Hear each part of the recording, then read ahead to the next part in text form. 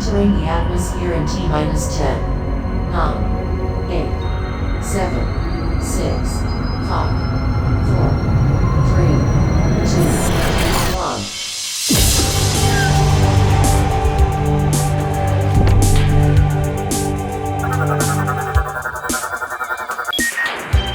Hello everyone and welcome to the Omega Metroid podcast from OmegaMetroid.com. My name is Andy Spiteri, joined by Doominal Crossing. What's going on, Doom? Hey, you know what? I saw Sinners this weekend. That's right. I saw your Blue Sky post. I'm glad you enjoyed it, man. that movie was incredible. I'm fully with you. It was incredible.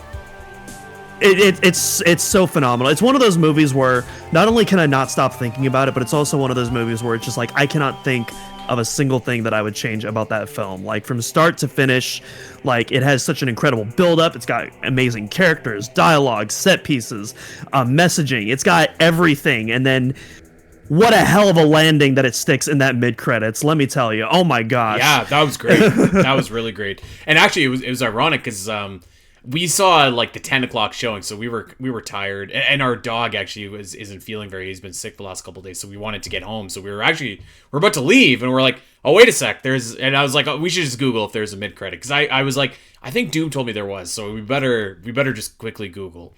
That was a great scene. Man, the music scene was unbelievable. Wow, legit one of you know me, I'm a music guy, so like that scene. It also, I don't want to talk about it too much because I don't want to spoil the movie. Yeah. It's a scene that I think you should go in as blind as possible. But that scene actually was incredibly relevant to my senior capstone that I did a couple of years ago when I graduated, where I was basically trying to trace back the roots of, local music in the Monterey scene and trying to trace that back as far as it went. And that's the first thing that I thought of during that scene. Except not, well, I won't go. It wasn't just tracing back. It wasn't just tracing back the roots in that scene. That's what really blew my mind. It was it's such an incredible piece of visual storytelling. Yeah. And yeah, my jaw was on the floor during that whole. I mean, jaw was on the floor during the whole movie, but that scene in particular just really resonated with me. Yeah, I thought that scene was incredible. And you know what?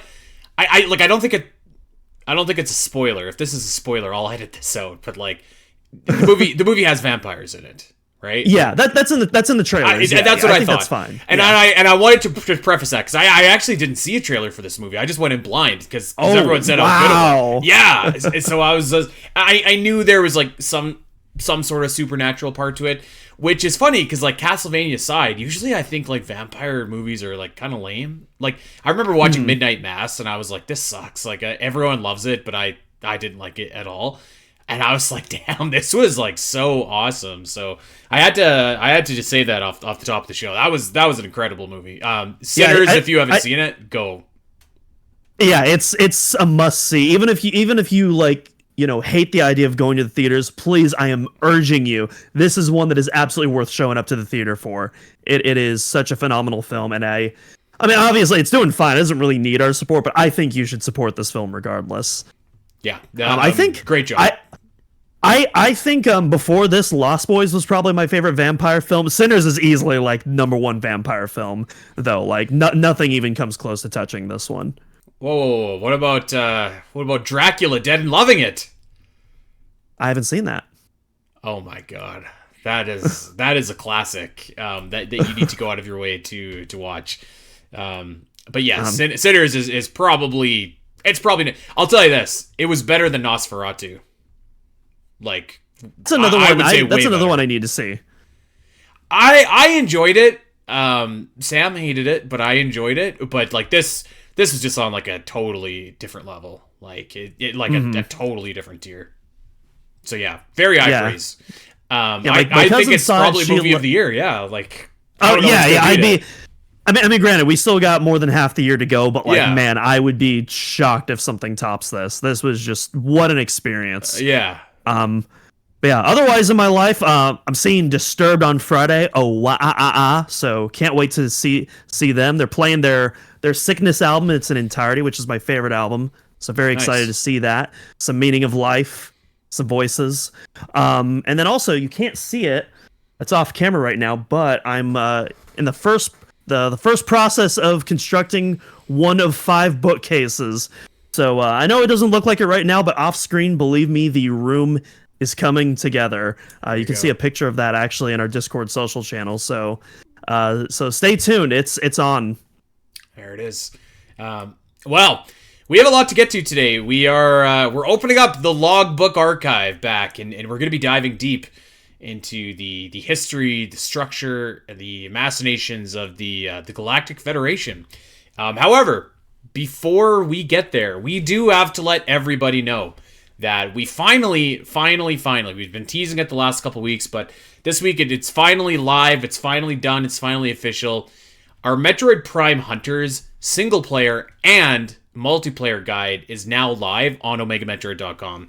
And it's funny because, like, I remember when we launched OmegaMetroid.com, we had the Omega Metroid Direct, and I was actually watching that, and I was like, how is my webcam this awful? Like, I don't understand. But anyways, so the one more thing in the Omega Metroid Direct was like, hey, we're working on a competitive multiplayer guide for Metroid Prime Hunters. And the website just turned 4 years old in March, but we finally delivered on that one more thing and that one more promise. And yeah, this is a collaborative effort between myself, between Doom, and a big portion of the credit for this guide has to go to Spirefan, aka Pete Grigsby, who really did a great job, like, kind of curating and lending us his knowledge and his experience and expertise on a lot of the multiplayer, like maps and strategies, weapon attributes, stuff like that. So I want to say, like, I feel pretty comfortable saying this is probably one of, if not the most comprehensive multiplayer Metroid Prime Hunters guides ever made. And when I'm talking comprehensive, like, we're talking like, how do we play this game in 2025? How do we play online in 2025? If I want to play with a controller, how do I do that? If I want to play with mouse and keyboard, how do I do that? What are the individual damage statistics for each weapon? What are the individual hunters per map? There's 26 maps, and each hunter has their own strategy on a map. And there's a 1v1 strategy as well. There is game modes, there's how to unlock guide, there's competitive terminology, and you've got the single player walkthrough as well, which I did, and we've got some really, I mean, we've kind of got your basics covered, your logbook, your scans, your expansions, your boss fights, all that kind of stuff. But one of the really cool things is just like how many high quality screenshots are now existing for Metroid Prime Hunters that didn't exist before, which might sound like not like an insignificant thing, but for me, I think it's exciting to see like all of those really high def images now on OmegaMetroid.com. So yeah, that's live.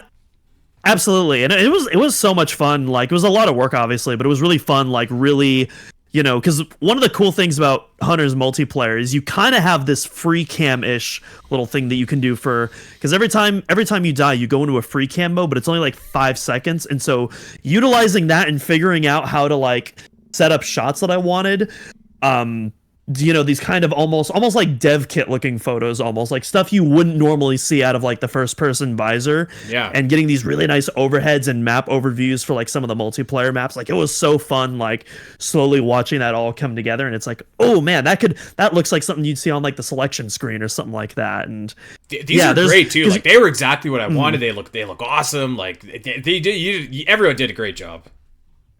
Yeah, and again, I know you already said we have to give a huge shout out to Spire, because like the multiplayer guide would not have happened without him. Like, I love Metroid Prime Hunters, but I certainly don't have that kind of knowledge to be able to write such a comprehensive, not only for like the advanced tech and stuff like that, but just being able to explain it all coherently to a beginner, because that's ultimately what the purpose of this guide is. Mm-hmm. It's for someone who is either just playing Hunters for the first time, or maybe they played it a little bit, but they want to get into it again 20 years later for that nostalgia. And this is a comprehensive guide that'll not only teach you how to play online, but like, different strategies with all the hunters, the maps, what their strengths and weaknesses are on a mode basis.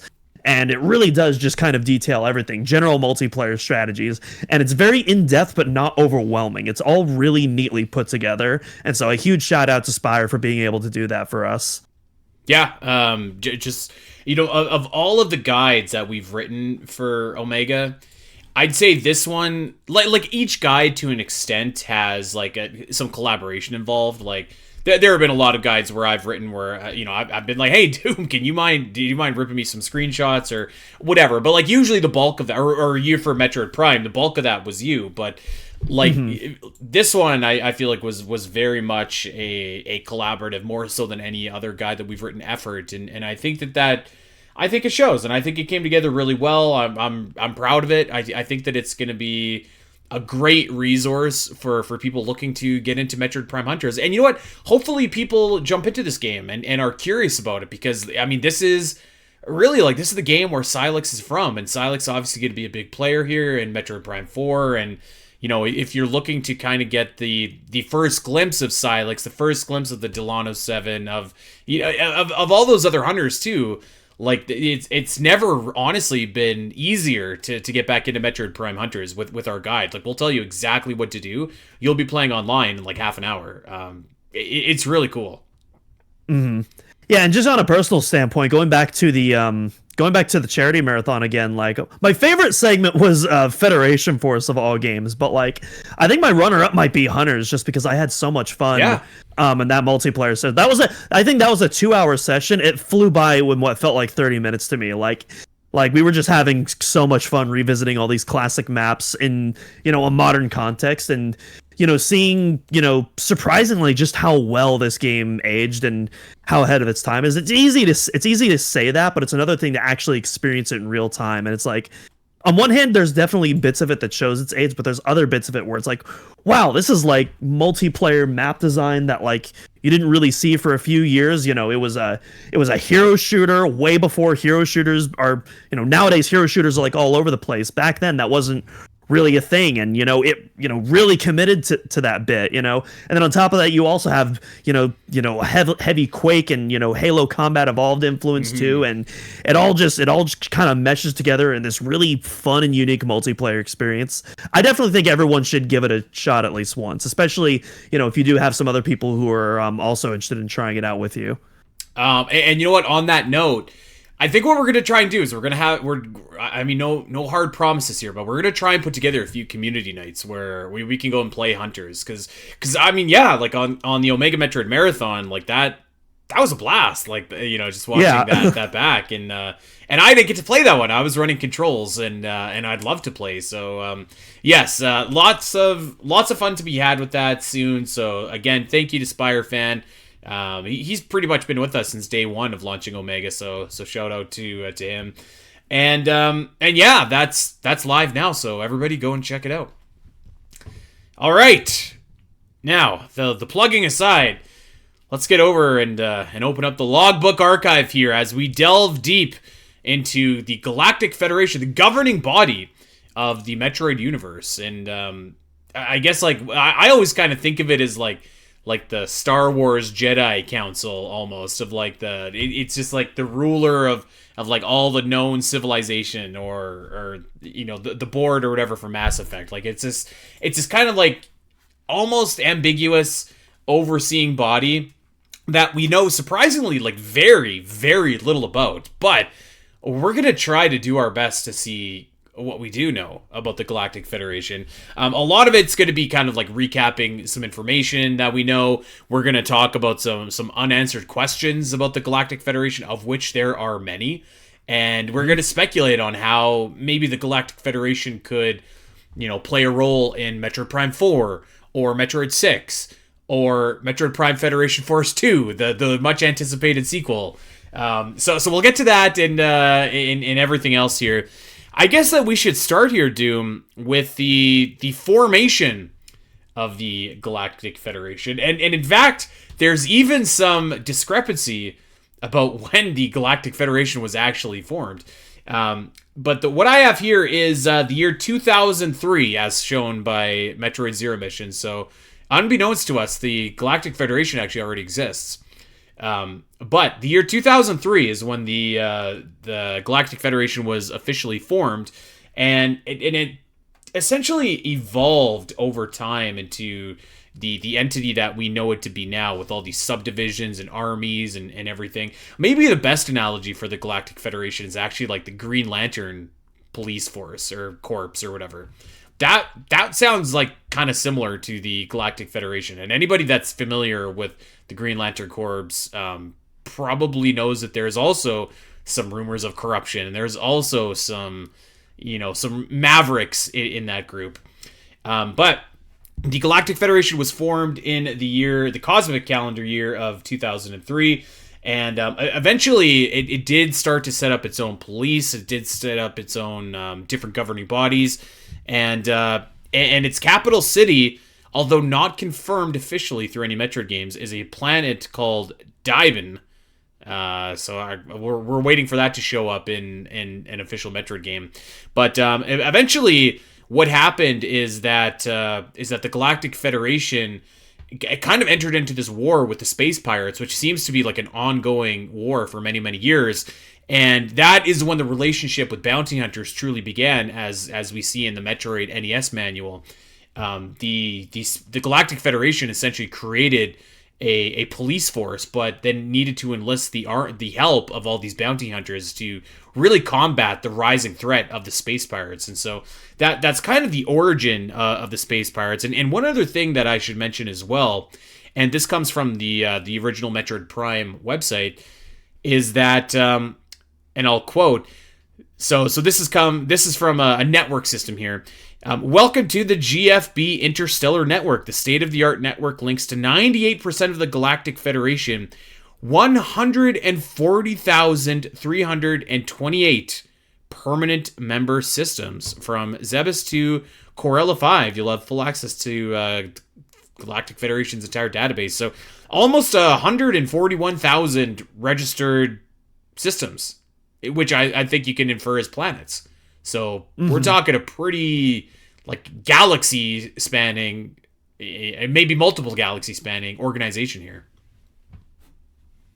I mean they mentioned planet Zebes, so I definitely correlate systems to planets in that case, which makes sense. I mean, you think about it, the universe is quite a vast place. Our current knowledge of space and planetary exploration is a grain of sand in this beach of knowledge. So yeah, it makes sense to me that so far into the future that this is how many, and it doesn't even necessarily say all of these planets have been colonized by the Galactic Federation. These are just registered planets in their database. So obviously Zebes, that wasn't a Galactic Federation controlled planet. That was under control of the Chozo before the space pirates took control of that and turned it into one of their operation bases. So yeah, that's not a really not like a plot relevant piece of detail, but a really cool world building detail to give you a sense of just the scope of and the size of how big this organization is. Yeah. And to just put a bow on that, I think that's totally accurate. What you're saying, I don't think that there's 141,000 actually colonies out there, but at least places where potentially it could be in the future habitable, or maybe they're just planets that have specific resources on them, and you can't necessarily set up camp there, but there is something of value on that planet. So a big network of planets, that's for sure. And to really quickly touch back on Daiban, we did actually cover this in our Metroid manga in review episode, where we in fact go to this planet, considered the capital of the Milky Way. So maybe it is only one galaxy, I don't know. But yes, this planet has not officially appeared in any Metroid games, but hopefully it does. And we do see this planet, a planet, very briefly in Metroid Other M. It's not named, but it does look like a pretty advanced, again, very Star Wars-esque looking futuristic city. Yeah, and I do believe, I could be wrong because it's been a while since I played Other M. I do believe that is specifically mentioned to be or at least, I think the official word is Galactic Federation headquarters. So yeah, that's I would imagine that's located in the Galactic Federation capital, but I guess technically we don't know that, nor do we actually know the name of that planet. Yeah. So I was doing some research around, and there's a few things that kind of led me to jump to this conclusion, but it seems like the Galactic Federation canonically, at least from what we have so far, is mainly comprised of humans. There's certainly other races that are involved for sure, but the majority seems to be humanoid, and you can kind of see like when MB and Mother Brain is actually directing the bottle ship to crash on the Galactic Federation headquarters. She essentially says something along the lines like destroy all humans or kill all humans. So it does seem like most of the governing, or most of the Galactic Federation is human. One thing that they don't ever really specify, which I do think is an unanswered question here, is the relationship between the Chozo and the Galactic Federation. The very little interaction between the two, which kind of seems like they should. And maybe the Chozo are a smaller part of the galaxy than the Metroid games would actually like have us believe, but it certainly does seem like the Chozo were vastly important to the galaxy and should have potentially had some sort of interaction with the Galactic Federation. Mm-hmm. One thing I did want to point on in regards to like all the various alien species. So, in the Metroid 1 instruction booklet, we do see various alien species like in high commanding positions of power. And we see a little bit of that throughout some of the earlier Metroid games, but I feel like from Metroid Prime 2 and onwards is when we start to really focus exclusively on humans occupying the Galactic Federation. I don't know if there's an exception to that really after Metroid Prime 2, but that's kind of the trend that I noticed. But we can go more into that once we get to that portion of the timeline. Mm-hmm. And that's kind of what we're gonna do. Like we'll just kind of go from the timeline and just kind of continue onwards.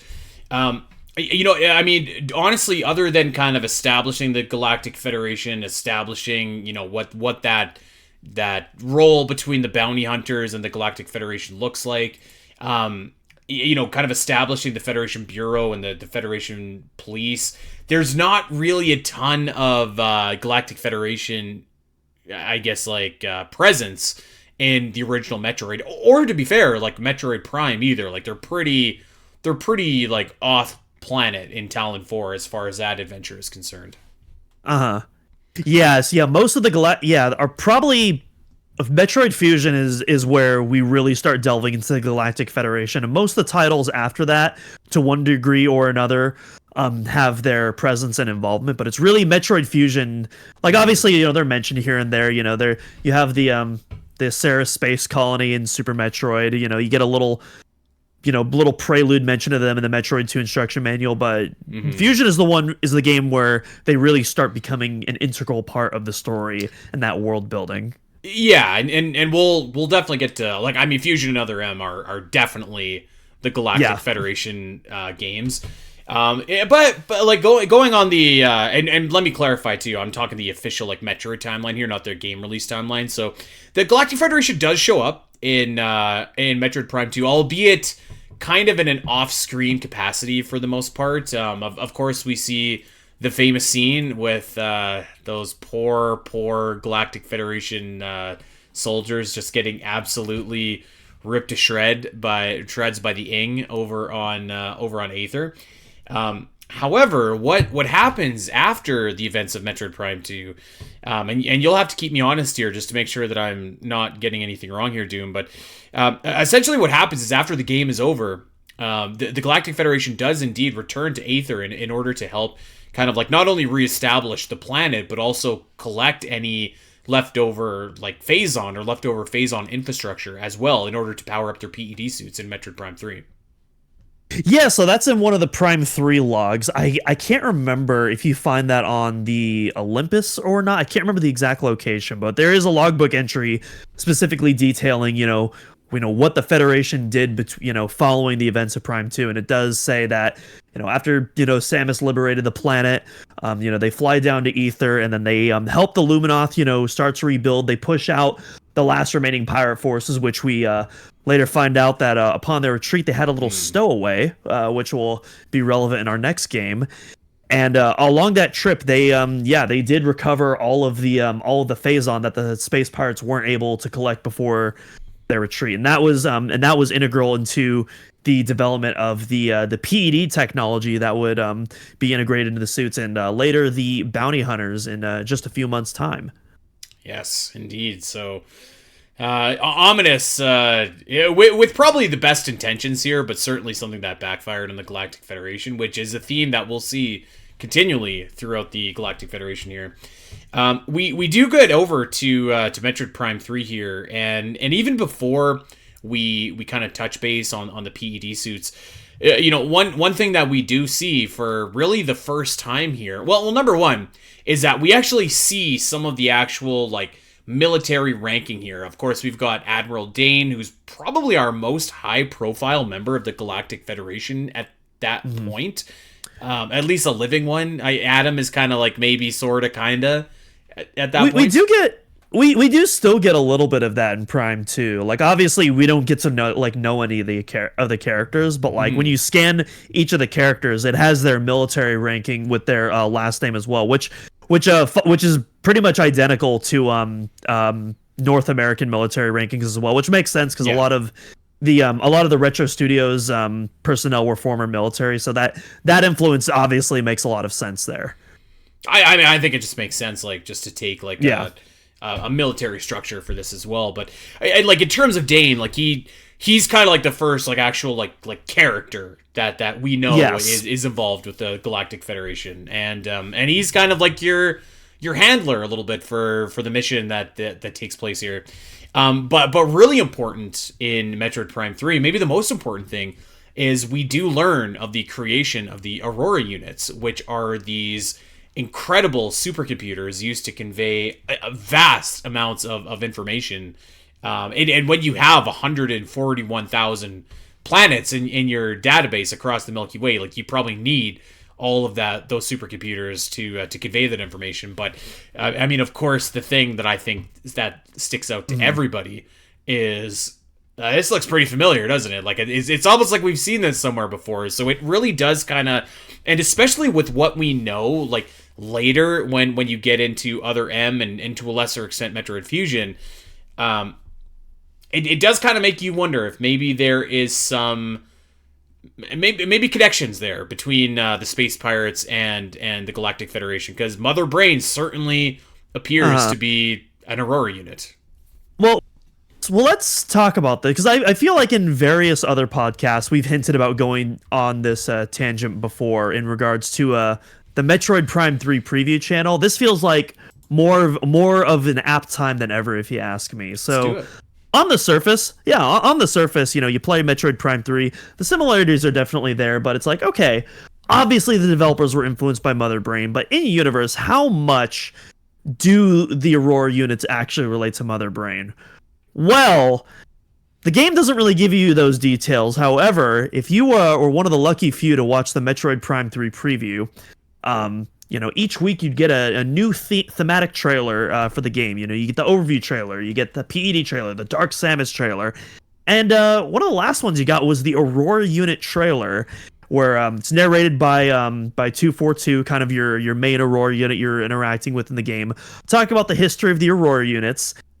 And there's a very ominous looking blueprint at the end, which is pretty much a 1-to-1 recreation of the Turian chamber, with like the turrets, the Rinkas, and everything. But instead of your traditional Mother Brain looking structure, you have an Aurora unit behind that glass tank instead. And unfortunately, the game doesn't really do anything with that at all. That's definitely a critique I have against the game. There's a couple things that the Prime 3 preview channel does that the game just absolutely does not touch at all whatsoever. But yeah, it does make you wonder, like, so obviously the Aurora units are based off Mother Brain to some degree. How was that technology recovered? Is this something, because obviously we know the Galactic Federation did have interactions with the Chozo. Whatever that capacity might be, we don't know. But like, was this something they got in the exchange? Was this something that they stole? Or we don't really know. And what are the implications of this in the future? Are we going to revisit the Aurora units in the future and maybe see them kind of go rogue and out of control? I don't think we are. I think the AUs are a one and done. But I don't know. I think so, yeah. It is something. Yeah, it is something that I think about though. I think about it a lot too, and I have a couple of different theories in there, and it's worth mentioning too that like, while it's certainly not called an Aurora unit, there's something that could probably pass for an Aurora unit in the Cortex chamber of Vesper Defense Outpost in Metroid Prime Hunters. So this is like something that is common enough. One of my thoughts here is like, okay, we know that the Galactic Federation has something that looks almost identical to Mother Brain and functions as a supercomputer exactly like Mother Brain does as well. They also have the ability to create an android with artificial intelligence modeled after that intelligence. So like, part of me wonders like if number one, if the Space Pirates did just try and copy that ability and copy that technology and create Mother Brain. The Metroid manga would have us kind of believe that Mother Brain was a Chozo creation, which actually I like that idea, but then it kind of flies in the face with the other Aurora units that exist. A part of me has always wondered, maybe I should save this for the end actually, because this could be something for Metroid 6 as well, but part of me has always wondered if maybe the relationship between the Space Pirates and Galactic Federation is not as adversarial as we've always thought. Part of me wonders that. Yeah, I mean that sounds like a cool idea. I don't think that's something that Nintendo would revisit. It seems like, you know, the Space Pirates are a pretty stone cold evil organization. I don't think that's going to be changing anytime. I think that's an interesting premise though. I would definitely like to see if like, hey, maybe these were allies at first that like broke out into like a civil war or something like that. I definitely think that's a very intriguing premise if handled right. I'll elaborate on that as we get to the end here, but yes. So Metroid Prime 3 obviously introduces the Aurora units, and those are pretty important. You know, the final boss of the Metroid Prime trilogy is an Aurora unit that has been compromised by the Space Pirates. So I mean, clearly at this point, they do not have the ability to create their own Aurora units, or else they would have just done so rather than go through the troubles of stealing one from the Valhalla, which, you know, obviously we've already encountered Mother Brain by this point in time as well. So maybe there is something else going on there, and maybe they're trying to get a hand of a second one. So yes, lots of lore in the Aurora units. Well, I mean, at this point, they're still desperately trying to rebuild Mother Brain, and so it's possible it's like you know, I mean, to be fair, it's not even the Space Pirates themselves. It's Dark Samus who is now hive-minded all the Space Pirates. That's so I would true, imagine. Yeah. So this is mostly her knowledge at play, and perhaps that I don't know, maybe that knowledge she passed down on the Space Pirates is inevitably what helped them rebuild Mother Brain. That's just something I just thought of on the spot, but I don't know. It could be. We'll touch on that as we get to the end here. You know, I was doing my research here, and something actually stuck out to me as something that I was unfamiliar with. And apparently, and I'm going to bring this up just to make sure I can get this right, but apparently the signs of dissension and the signs of corruption in the, and no pun intended, in the Galactic Federation go back maybe even further than we think. There was something that I was reading that is a scan from Metroid Prime 3 that detailed something called the Horus Rebellion. Are you familiar with the Horus Rebellion? So yeah, there's a brief. I actually wanted to talk about that because right when you start the game, like it's like in the second room of the Valhalla, you can overhear a couple troopers discussing. One of them, voiced by Troy Olympus, Baker sorry. of all people. Yeah, the Olympus. Excuse me, I'm a fake fan. Yeah, one of them voiced by Troy Baker, and they're discussing like, oh yeah, I haven't seen the Admiral have this much ships ready since the Horus Rebellion. That was some nasty business. Yeah. And then yeah, you get a little scan giving some more detail of what that might have entailed. Yeah, so it's very vague, but from what I had here, and I completely forgot about this. I completely forgot about this because it's such a throwaway line. But to read here, so the troopers' conversation implies that it was a difficult battle that required the deployment of at least as many stiletto fighters as the pirate attack during corruption. So I mean that's that's a lot of space fighters right there, because you go in and it's full scale war over the planet or the wormhole taking you to phase. It doesn't indicate what happened. It doesn't indicate anything really at all. One thing that I did see here is it might have been a reference to Warhammer for 40,000. What did you Warhammer 40K or whatever? I don't know how they call it. I'm sorry. I'm a big Warhammer fan.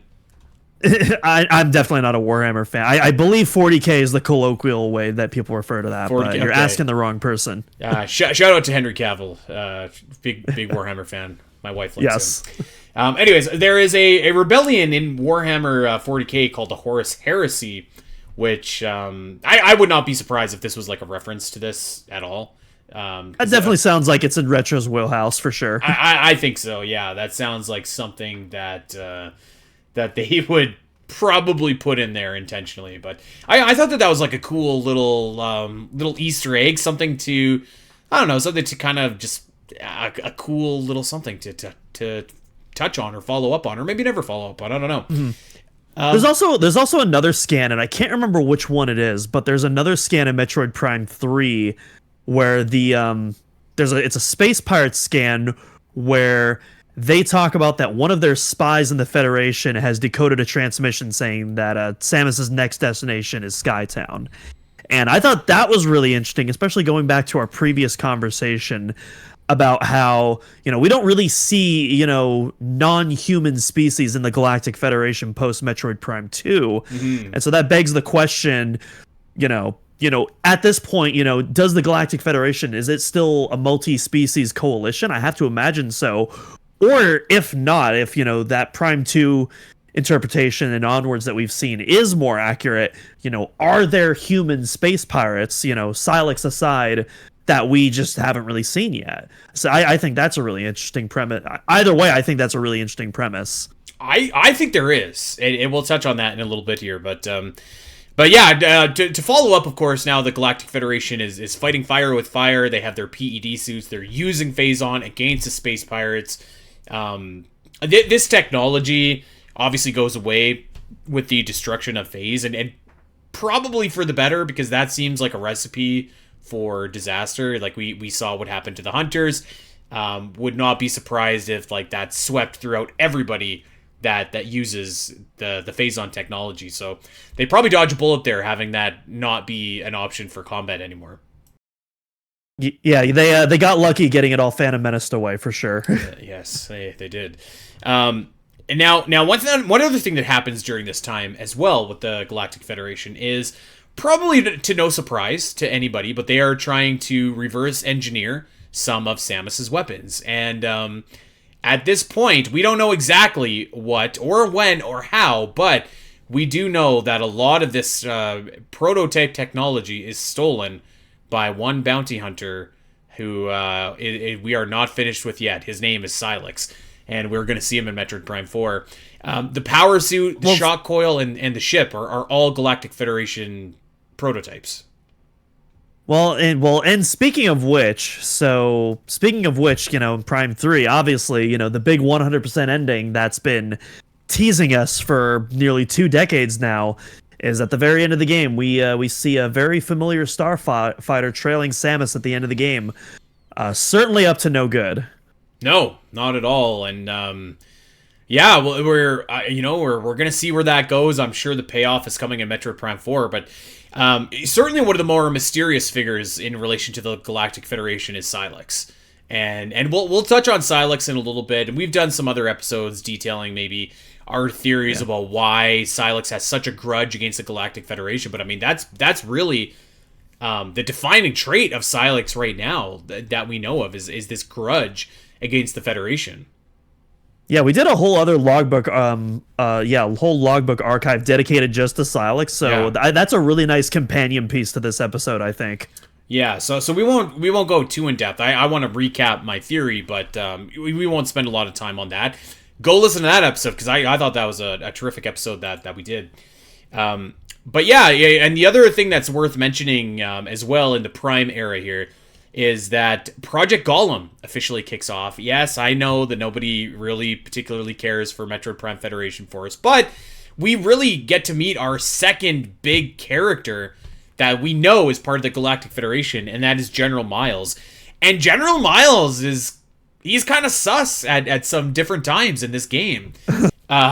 He's basically like, I need you to retrieve those Metroid eggs for the Galactic Federation, and gives you no context. Now it's certainly not implied in the game that there is any kind of like nefarious undertones associated with this order, but there is certainly no promise of like, we're going to use this for good. I mean, they don't tell you, and rightfully so. I mean, it's a commander giving orders to, some troopers here, but that's certainly one of the big things that that occurs in Federation Force, and as well the creation of the Golem mechs, which we saw in the Metroid Prime 4 Beyond trailer. I think it's too sus at this point, because if you think about it, like originally, the end of, actually not the end of, before Metroid 1, that was originally, the Federation scientist team's goal was to recover this Metroid and study it. And so if anything, this is the Federation like, oh hey, all these Metroids that the Space Pirates propagated, they still have at least 2 more remaining. We need to take those back first so that we can actually do what we initially set out to do, and actually find out, what the heck is this thing, and, study it. So at least in this point of the timeline, I wouldn't really consider that sus. Obviously, there will be some other Metroid-related activities that say otherwise, but at this point, no, I don't think it's time to jump the gun there quite yet. I would say this, because we're going to move on into so we're moving on from the Prime era, and we're going to go over to the Metroid Crisis, which is the events of Metroid 2. It does seem like potentially, when it comes to the Galactic Federation, the right hand isn't talking to the left, which is kind of true of any big government organization. Yeah. But like very clearly, there's interest in the Metroids at this point, and that really flies in the face of what the Galactic Federation decrees happens in Metroid 2. And that, of course, is that the Galactic Federation orders the destruction of the entire Metroid species, which is systematically carried out by Samus, of course, save for the last Metroid, the baby Metroid. So on one hand, we have the Galactic Federation telling us that we need to wipe out this population of Metroids. And maybe it was just the Metroids on SR-388 because they were evolving. But then on the other hand as well, you have the Galactic Federation saying, like, bring us these samples. And clearly by this point, we have, at least in the shadows, a couple different plots and schemes in order to really harness the abilities of Metroids happening here, which will play out in the BSL and the Bottleship Incident. Yeah, and it's hard to say, especially because, we haven't seen Metroid Prime 4 or potentially even a Prime 5 play out, excuse me, but like, yeah, we don't know, at this point, we don't know if there's like, a game that hasn't been created that like tells the event of like what changed the Federation's perception of like, oh, we can't study these anymore, we have to destroy them now. These are too dangerous that nobody should be able to control these. This is too much power for any one person to hold, which is interesting as an organization that probably also holds the Omega Cannon as well, but that's neither here nor there. So yeah, we don't really know if it could be an instance of like, two different factions butting heads, or if it is an instance of just an ideological change across the board. Well, and the hokey pokey continues here, because of course the next thing that we see is Samus has spared the baby Metroid and turns it over to the Sarah Space Colony. And it seems like pretty quickly that colony is attacked, but maybe not as quickly as we think. Because Samus in her opening monologue in Super Metroid, which is really the only time that the Galactic Federation is mentioned in Super Metroid, it kind of details here that like they were able to do some tests on the baby Metroid and see the positives that Metroids could potentially offer the universe. And there certainly looks to be a lot of positives that Metroids could have. So there is at least some experimentation done, and of course we know at this point they took some of that Metroid DNA, and it's on file, and who knows what exactly it's on file for. We have a pretty good idea, and one thing that we know for sure, of course, is that it's going to be used as a vaccine. But But yes, that is the next step here is the complete annihilation, the capture of the last Metroid, and ultimately the destruction of the last Metroid. So at this point, Metroids are pretty much gone from the galaxy, and it would seem now that the Galactic Federation is very much on board with trying to, if not weaponize, at least utilize the abilities of Metroids. And to give them some credit, maybe a lot of that could be for positive application. Certainly, though, it does seem like there's some borderline activity, though. Mm-hmm. Yeah, and it's also... I do wonder if, like, the colony was, like... I have to imagine there would have been, like, some government oversight pending, like, no, actually, you do have to destroy that, but... You know, the space pirate raid probably happened way too fast before anything like that could have happened. Because if you think about it, like, you know, the galaxy is an infinite space. Like, it could probably take months, you know, if not years, to travel from one end of the galaxy to the other. You know, I mean, we talked about before, you know, we're at over 100,000 planets, you know, in this Galactic Federation database. You know, I have to imagine it's, you know, they find out, you know, Ceres has, you know, a Metroid, even though they just ordered the destruction. I have to imagine that, you know, you can't just zip on over there and, you know, confiscate that or destroy it, you know? Well, we've arrived at what I think everybody really wants to talk about with the Galactic Federation, and that is Metroid Other M. By the way, everybody, I made a decision after the publication of our Metroid Prime Hunters guide. Metroid Other M is going to be the next game that I sink my teeth into, and I've decided to do a full-blown walkthrough with my own story analysis attached to it as well. So, oh boy. So yes, that will be very fun. But yeah, you know what? So here we really get to know the Galactic Federation. We meet, of course, Adam Malkovich and his team. We really meet a couple of other the scientists that are on board. Madeline Bergman, chief among them, of course.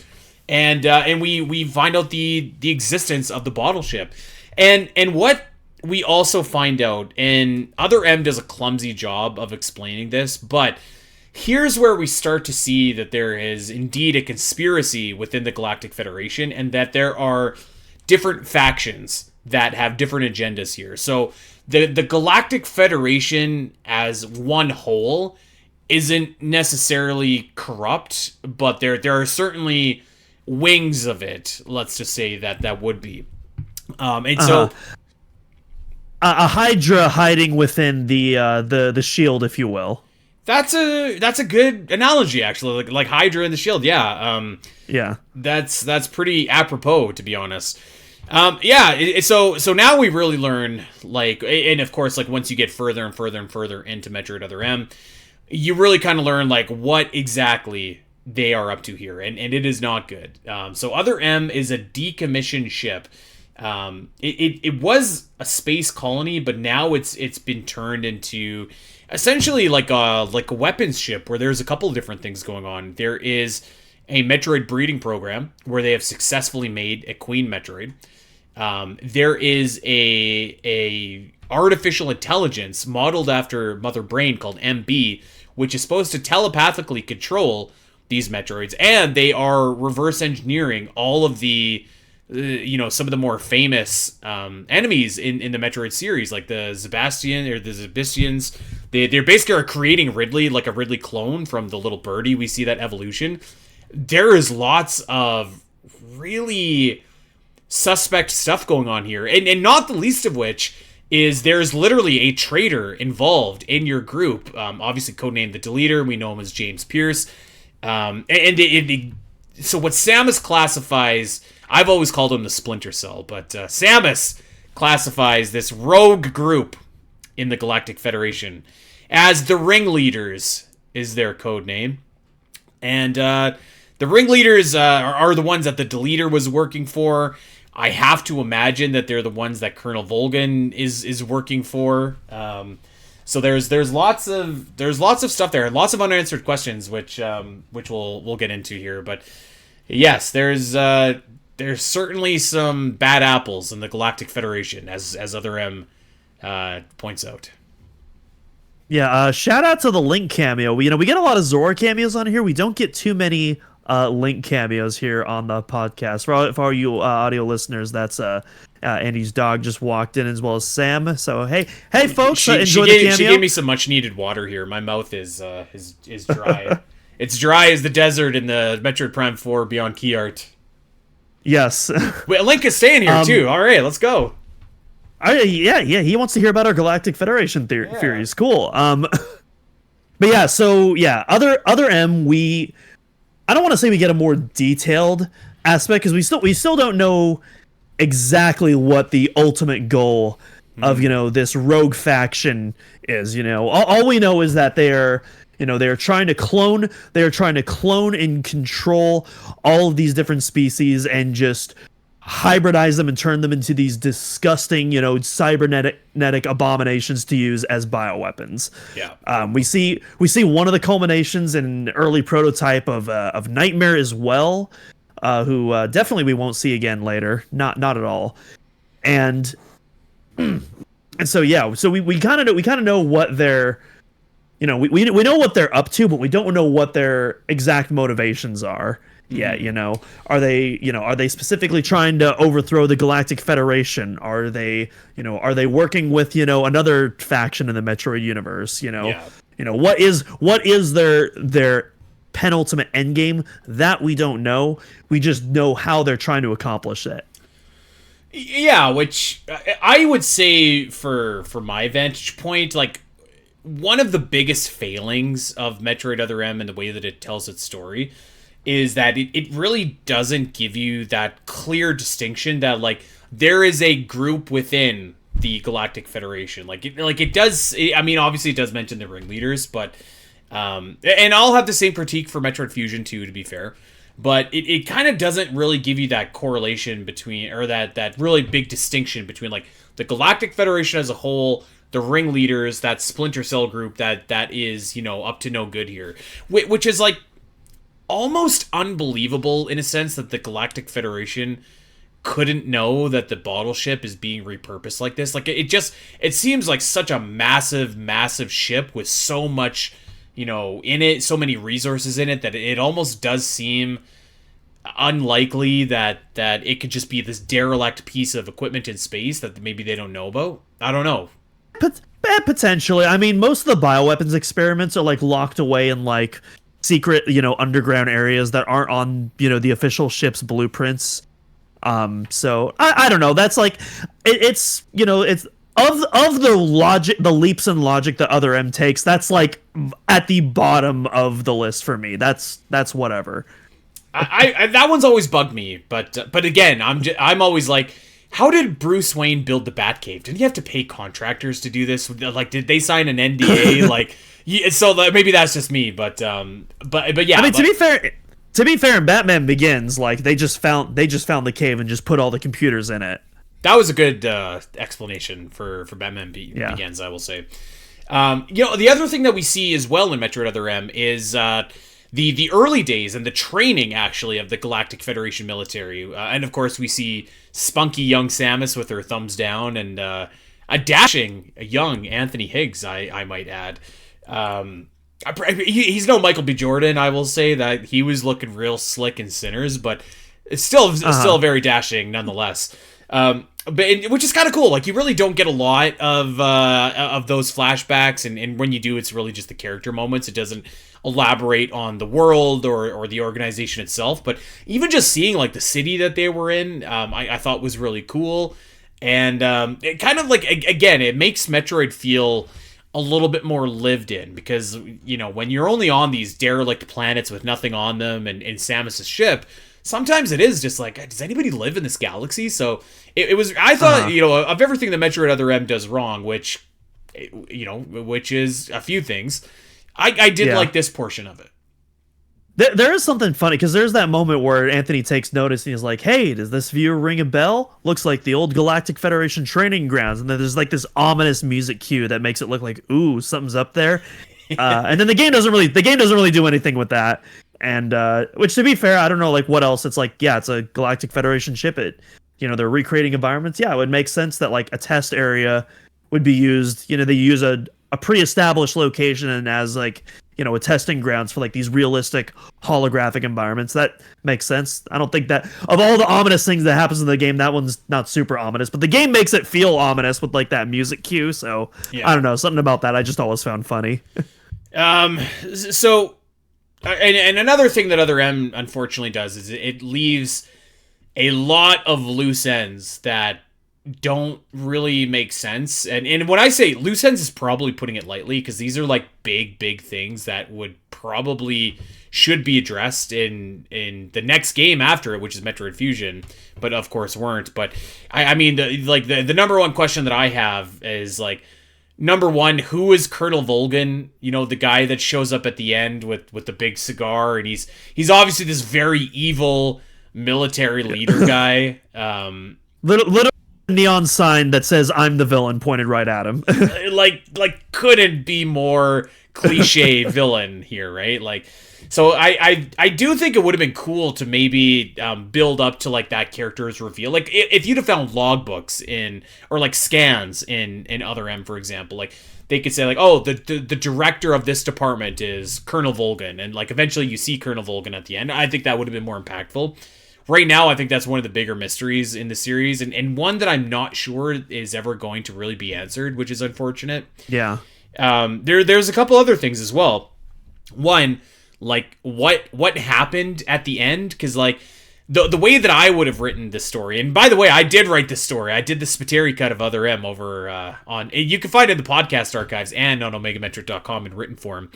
But I think the only way that makes sense here is to have Samus as the only survivor of this particular incident, because like otherwise the way that the bottle ship incident ends is you've got Samus, you've got Anthony, and you've got Madeline Bergman, and there's three witnesses to the corruption that happened here, but it doesn't really seem to go anywhere.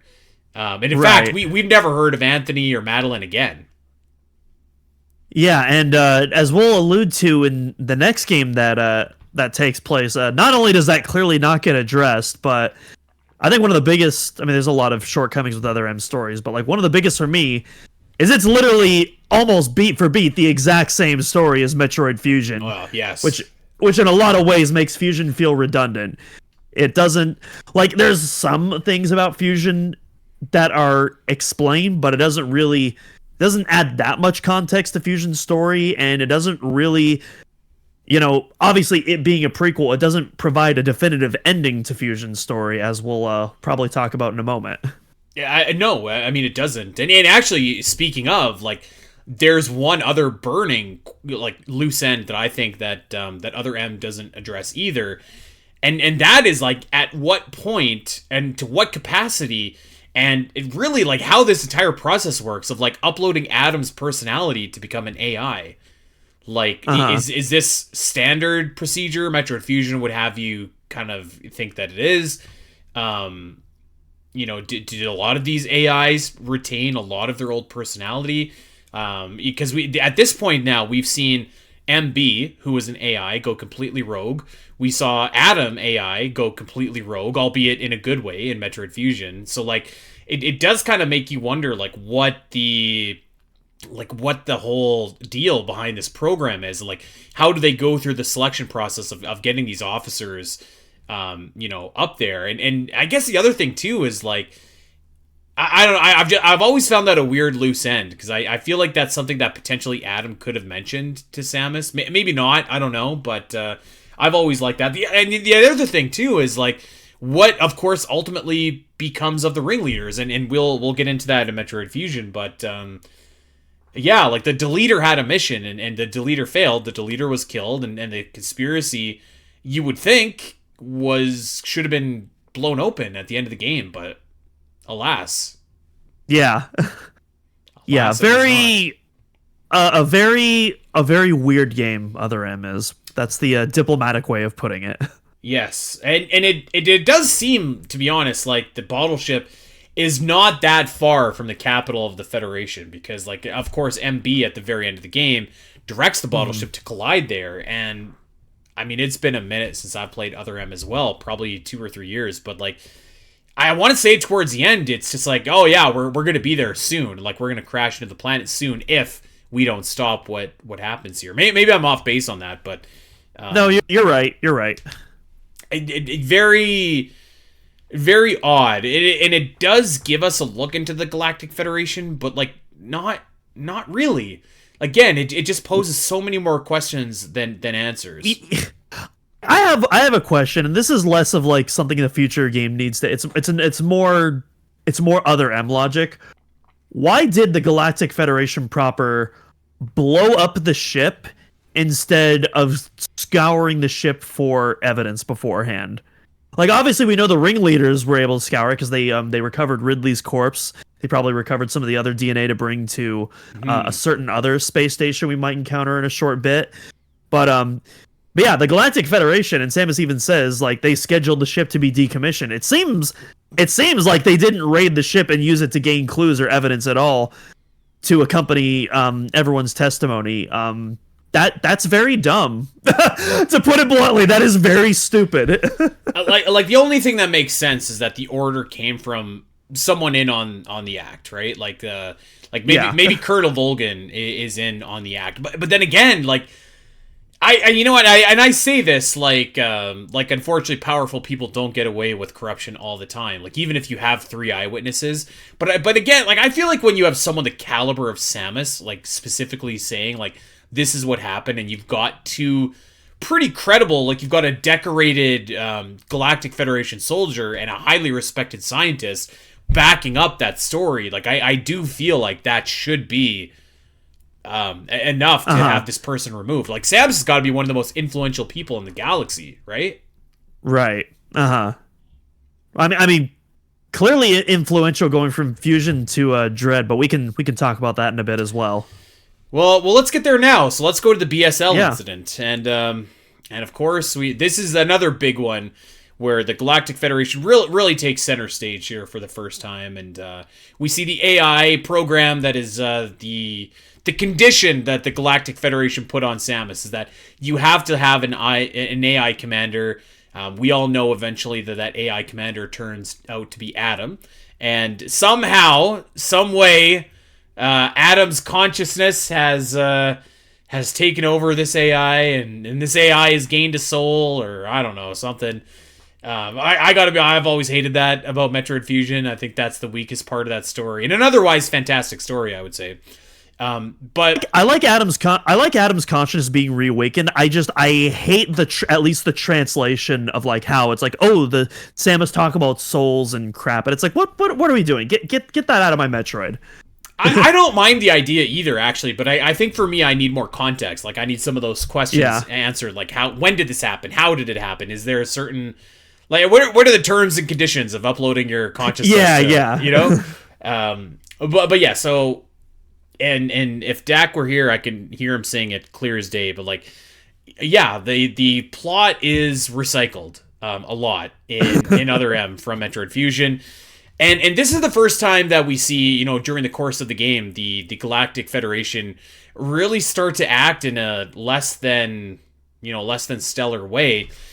We see them, eventually we get to the restricted zone of the BSL, and then we see the Metroid breeding program. And Adam's AI tries to kind of explain it off as like, almost like what they did in Super Metroid. Like, we're trying to do this for the good of, you know, the galaxy. Think of all the potential that Metroids have, which is not untrue, but it's kind of undone by the fact that you see Gamma Metroids and Omega Metroids, and I'm sure they would have got Queen Metroids if given the chance as well. Plus, we learned that the Federation is like actively trying to capture one of, if not more, of the SAX. Plus, they want some of the X-Parasite as well, which just seems like an incredibly terrible idea, but nonetheless. They are so desperate to capture it, in fact, that they have purposely inhibited Samus's abilities and have been hiding them from her, which she doesn't find out until the end of the game. Not a good look if you're the Galactic Federation. It's worth mentioning too that we also see only a couple of times, but I felt like it was very noteworthy every time, a very shadowy figure, a very mysterious figure, giving orders to Adam AI here. And I mean, my thought is like, this is probably Colonel Volgan, you know, but I get, like, why would Colonel Volga just strut his face into the bottle ship, and now he's all like, he's Dr. Claw from Ninja Turtles or whatever. It's not Ninja Turtles. Oh God, Inspector Gadget. Thank you, Inspector Gadget. Yes. Yeah, I don't know. Yeah, that's our best explanation. We don't really know who. I have to imagine that if it's not Volgan, I would imagine that it's another one of the ringleaders. Also, for context, for anyone who might know, when we say Volgan, we're actually joking. That's actually one of the villains from Metal Gear Solid 3. We don't actually know the name of the general from Other M, but we just like calling him Volgan because it's something about him just reminds us of Volgan. I don't know how that started, to be honest. Yeah, he doesn't really look that much like Colonel Volgan. Colonel Volgan has like all this electricity and he's got these scars, but there's something that just seems right about it. It's the way they speak. They sound like very cheesy anime villains, like in a very similar way. So which really works for Metal Gear Solid 3 because yes, Kojima games are just so crazy, but this one is not that at all. Now I have the same critique of Metroid Fusion as I do for Metroid Other M here, in that I don't think that the game, again, does a very good job at putting the distinction between the Galactic Federation as a whole and then this one specific subsection, which we'll call the Ringleaders, kind of going into business for themselves. Again, this one for me seems a little bit more harder to buy, that the Galactic Federation are not actively involved in this, because there are some benefits to running a Metroid program. I mean, to be honest, if you can harness the power of Metroids, I do think that could be potentially, a boon for the galaxy. But, the way that this is done is not, it's not the same as it was on Sarah's Space Colony. Let's just put it that way. It's very secretive. But yes, I don't think that they do a very good job in making the distinction between the two. I would have liked to see that a little bit more clear, because it does, again, as I can hear Dak somewhere in this world saying right now, it does make Samus seem a little bit of a goof for working with the Galactic Federation again in the ZDR incident. Well, I would say even prior to, especially after Dread, but I feel like Other M really started that in particular, because again, Fusion is pretty much Other M redone, and so seeing all these similarities, you'd think Samus would have caught on a lot faster. Hey, wait a minute, this seems a little familiar. I think I get what's going on here. Right down to the Metroid breeding program and everything. Mm-hmm. And so obviously she doesn't react that way, because Metroid Other M had not been conceived of at this point. But no, so it's definitely more the fault of Other M than anything. But it's just something that I'm kind of forced to hand wave away. It's a story inconsistency, but it's definitely one that irks me for sure. I will say that the Japanese version of Metroid Fusion does have a more clear distinction in the factions in the Federation. So I believe they referred to let's just call them the Ringleaders here.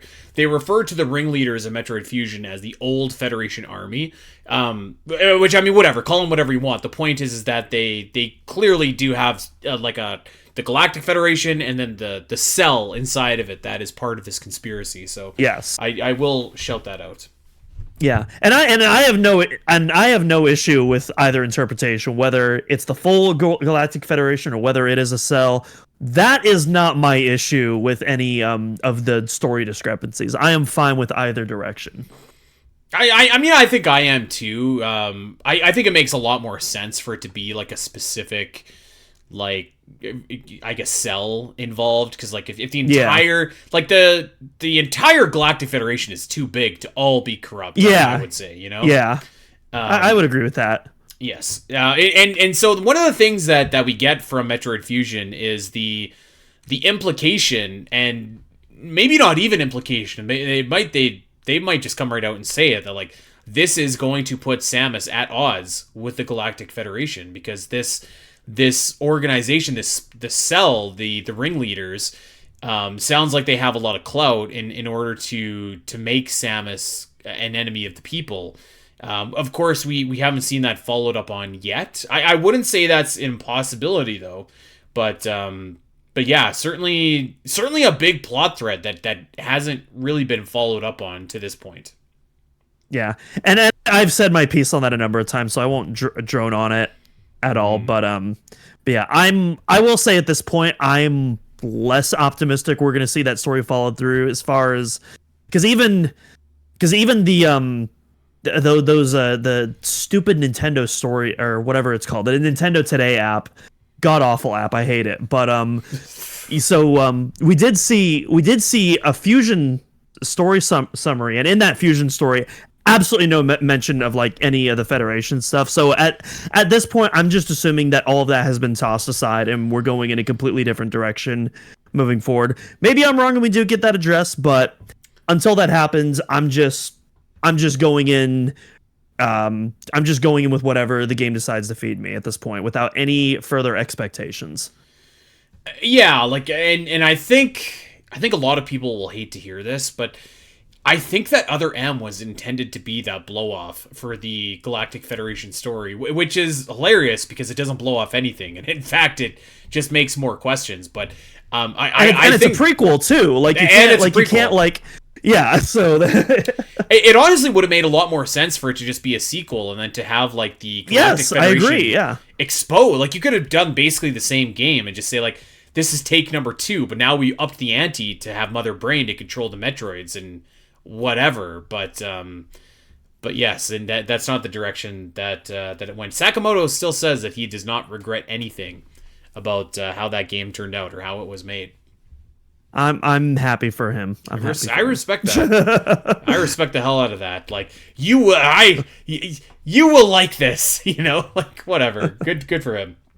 I don't even think it's that. It's like, I get that you don't like this, but I did, and I'm glad that I created it. This is what I wanted to do. Well, let's hope he's not involved in the Metroid movie whenever that gets made. We do have a little bit more follow up here in the ZDR incident. Not a ton. We do, of course, the biggest contribution that the Galactic Federation has to ZDR is that when they get wind of the X-Parasites potentially existing, they send their E.M.M.Is over to see them. The Extraplanetary Multiform Mobile Identifiers. If you'd have asked me what E.M.M.I stood for, I would have completely forgot if I hadn't just read it. That's a future Metroid trivia question right there. Oh my god. Yeah, you'd be winning that one, because I wouldn't. But yeah, so they send over 7 E.M.M.Is to go and investigate what's happening on ZDR, and they are very quickly gobbled up by the enemy, as has been the case with a lot of these Galactic Federation weaponry, like the Sylux's armor, the PED armor. Like there's been a lot of loose security around a lot of these creations of theirs, but yes, the E.M.M.Is are commandeered by Ravenbeak, and that's really it for the involvement of the Galactic Federation. We do learn that the E.M.M.Is were built in collaboration with Excellion Star Company, which I think would be like a pretty good tie-in to the Ringleaders or something like that, if you did still want to go down that road, because then you can. Then at least like you have a company that, or like an actual name that you can associate, like, okay, here's the Galactic Federation, here's the bad guys, rather than like these fakakta names like the Ringleaders, the Old Army, or something like that. Yeah. I thought that could have been something. Yeah.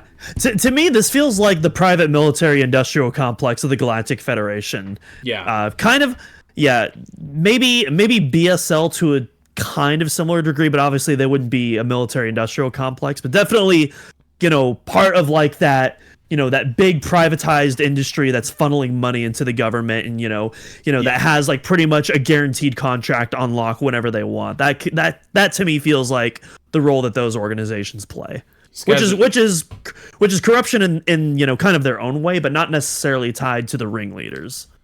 They're like the Tesla of the Metroid universe here. And just like Tesla's, of course, these E.M.M.Is get blown up and don't work, and yes. that's pretty much the end of the Galactic Federation, their involvement in the Metroid saga for now. Well, one other thing to note about the E.M.M.Is is that they all have some of Samus's abilities. I guess the spider magnet is one we technically haven't seen before, but you could extrapolate it's probably based on the spider ball to a degree. But they're clearly like experimenting with Samus's weaponry again, much like Project Golem, which I think is a good segue into our final topic. Yeah, so we did want to have some speculation here about Metroid Prime 4, about Metroid 6. I want to extrapolate on my theory here about the Space Pirates and Galactic Federation. But yeah, so I mean, clearly, I think that the Galactic Federation is set to play a big role in Metroid Prime 4, because I think we need an answer to what's the deal with Sylux and the Galactic Federation. I think we've got to get that answer in Metroid Prime 4. I don't know if you want to hold off on that till the next game. So I think that it's going to be... I think there is going to be something big that they're aiming at here. And of course, we already know that the Galactic Federation has some sort of artifact which may or may not be a wormhole or a time travel device or both that Sylux is clearly after here. Yeah, and I do think we are going to get an answer. I could be reading too much into this, but during the Treehouse gameplay section, the hosts, they're talking about the game and they're giving their commentary, and Sylux comes out and they mention like, oh, why does this guy hate the Federation so much? Oh, I don't know. Maybe we'll find out. And so I don't know. Maybe I'm reading too much into it, but it sounds like they're kind of like teasing a little bit, like, we might find some stuff out in this game. I mean, I think it's time. Like, I just think it's time to answer that question. I also think it makes sense, but that too, like, I don't know if that relates to that or if I'm just reading too much into it or not. But I do feel, much like you, regardless, I do feel confident we are going to get an explanation as to what that beef, what that rivalry is truly all about, and I'm very excited. I want to say, so my theory was that the Galactic Federation was conducting some sort of experiment or something, and I think that they eradicated like Sylux's planet. That's my theory, or something along those lines. Like something that Sylux held dear was eradicated because of the Galactic Federation, and I think that's why this guy is on such a mission. I don't think that. I mean, I would be pretty disappointed if it was like E.M.M.I, or if it was I don't know. Oh God, whoever. I doubt it would be. I mean, I doubt it would be E.M.M.I. Like, my biggest fear is that it's like alternate reality or gender bent Samus from like an alternate dimension. That's my true greatest fear if they do that. Personally, I think it would be so awesome if like Sylux just never took the helmet off. The helmet is on from start to finish, and that's it. Like, give him a voice if you want. I don't mind. Give him a voice. Don't care about that. But yeah, just keep that mask on. Don't take it off. I think we're gonna, because I think people are dying to know now, like, who is Sylux. Like, I think that's kind of turned into its own thing. I think we are gonna know. Yeah, and I'm kind of with you. Like, I actually have to say, like, I wouldn't hate the idea that it's like an alternate universe Samus. Like, that wouldn't bother me as much. It's kind of like I saw that they cast like Robert Downey Jr. as Doctor Doom. Like, I'm sure that's kind of what that's all about. Like, it's an alternate dimension version of that. Yeah. Like, so like, yeah, which I have mixed feelings about that too, though. I'm not exactly thrilled about that. Yeah, like, and I see what you mean. Like, because it can go wrong easily. Like, I think it could be done, and I think it could be good, but it's tough to do well. I will concede that. But I wouldn't hate it. But I just kind of hope that Sylux is Sylux, like you said. Like, we can find out why he hates the Federation, but he doesn't need to be someone we already know.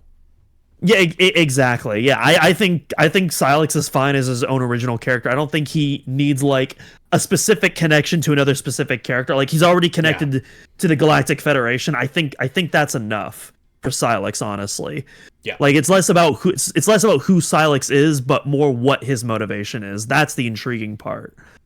Yeah. And also in regards to what's happening, I also don't think whatever Sylux's beef is, whatever it is, it can't make the Galactic Federation look too sus, because at least at this point in the timeline, we're not really introduced to that side of the Federation. We don't really get that until Other M. And so, I mean, granted, there is some time I think shenanigans. You could still have that, though. Like, I think you could still have, like, a sect of the Federation going back, like... Yeah, are you familiar with the Court of Owls storyline in Batman? Yeah. Uh-huh. I mean, I could see something like that with the Galactic Federation, where maybe there's always been a part of it. Or, I mean, to go back to Hydra and S.H.I.E.L.D., like you said, like, I could see, like, maybe there was always some part of it that was, you know, corrupt or not on the up and up. I could see that. I don't know. We'll have to see. Like, I don't know. I'd have to see it in action first. But yeah, it's definitely not impossible. But yeah, I want to say I'm a little bit less bullish on if we'll see the Galactic Federation in Metroid 6. Part of me is saying, like, I think Metroid 6 is going to be like a Metroid Fusion, where it's just like, okay, here's a new setting, here's a new enemy, here's a new this, a new that. That's kind of what I think Metroid 6 might be, although I really would like to see the Metroid suit continue and be a big gameplay feature of that game. And I could see a scenario where maybe they do pick up the plot line for Metroid Fusion and say, like, you know, the Galactic Federation is like, we will have Metroids under our control and you'll help us whether you want to or not. So I could maybe see something like that in Metroid 6. Mm-hmm.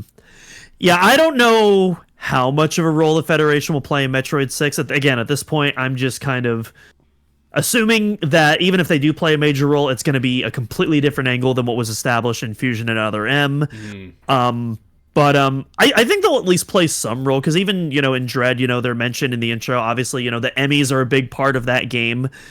And so, like, I definitely think they will have a presence. Is it going to be a big presence? I don't know.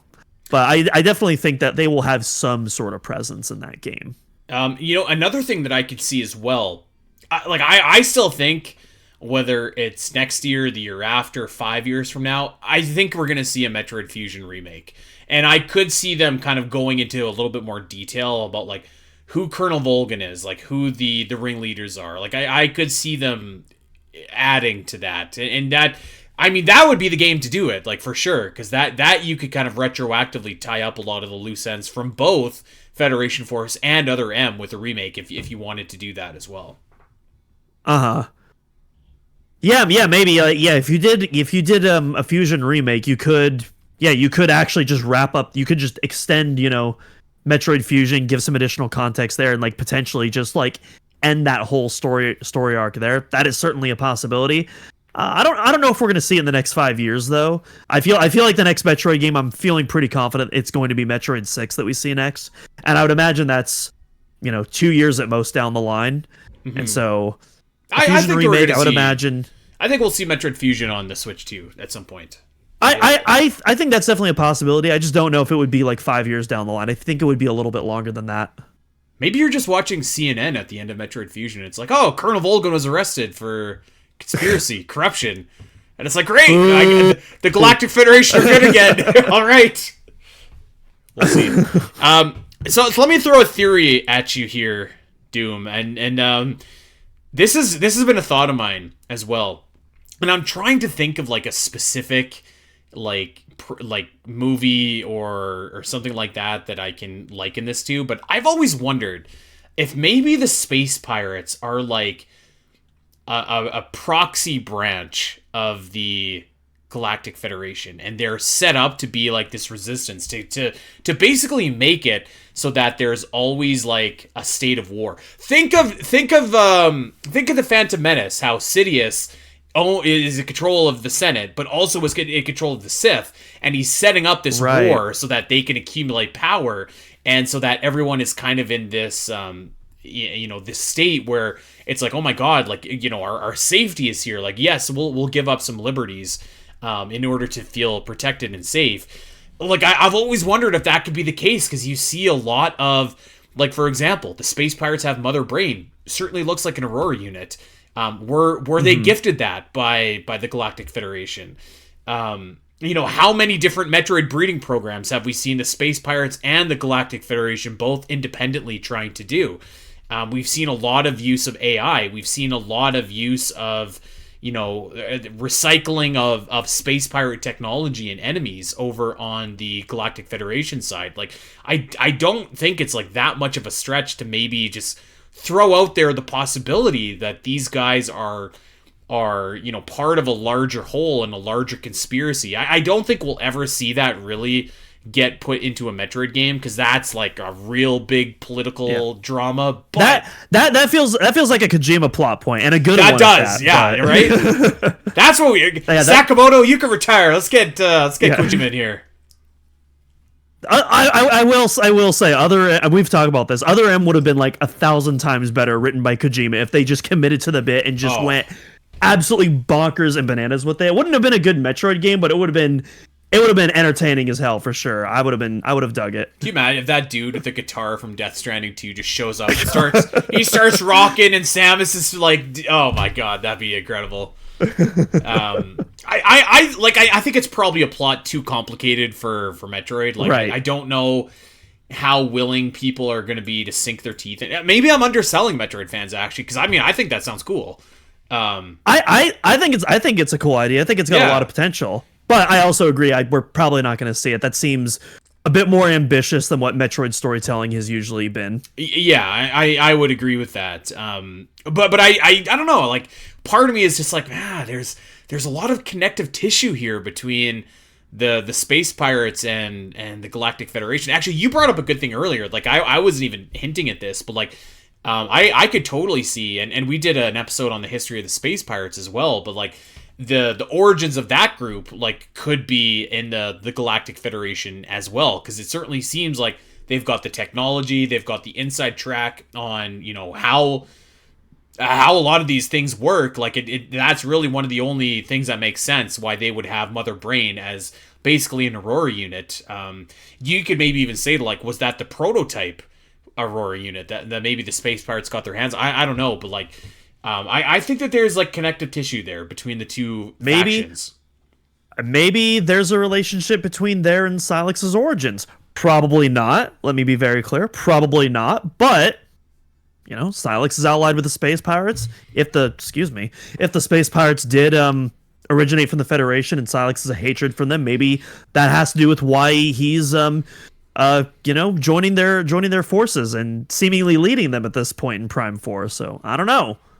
Well, I will say this about the space pirates. I mean, after Metroid Prime 3 Corruption, they need a leader, and Sylux needs an army. So it seems like a good fit, especially when I don't think it's I don't think it's off base to say, like, the Metroids that Sylux has are clearly the Metroids that he stole from Talvania in Metroid Prime Federation Force. So that instantly makes him, if he has Metroids, one of the most influential and powerful people in the galaxy. Mm-hmm. Yeah, and like we discussed a couple of episodes ago, like, seemingly he is able to control them, which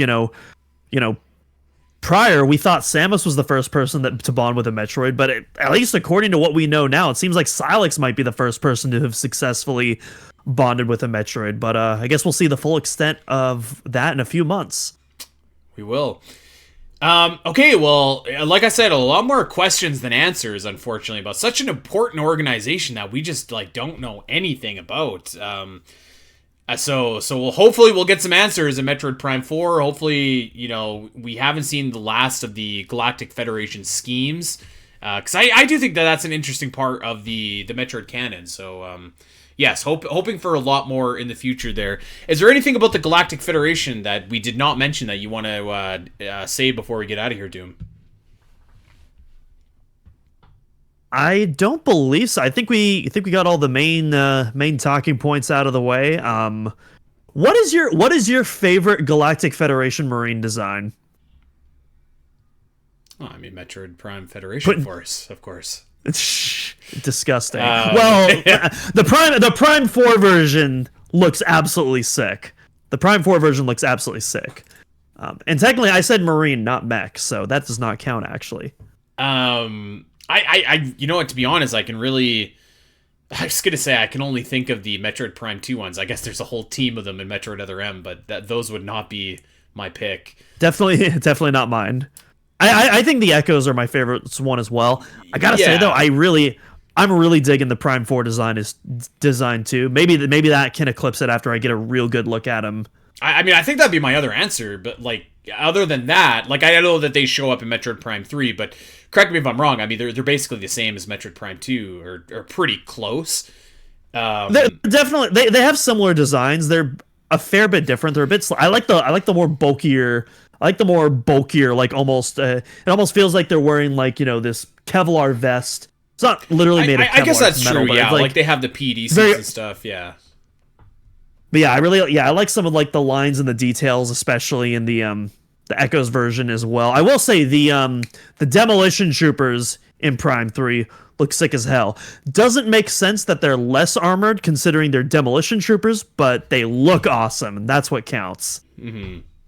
Yeah, like I feel.